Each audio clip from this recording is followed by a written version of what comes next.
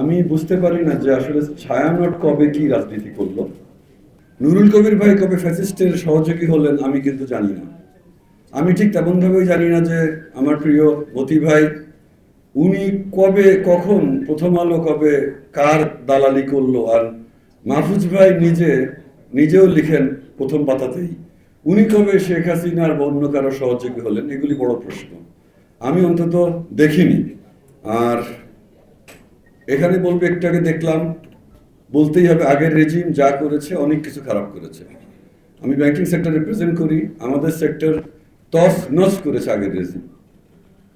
ঠিক তেমন বর্তমান এই যে কাজগুলো হচ্ছে এটাও একইভাবেই খারাপ।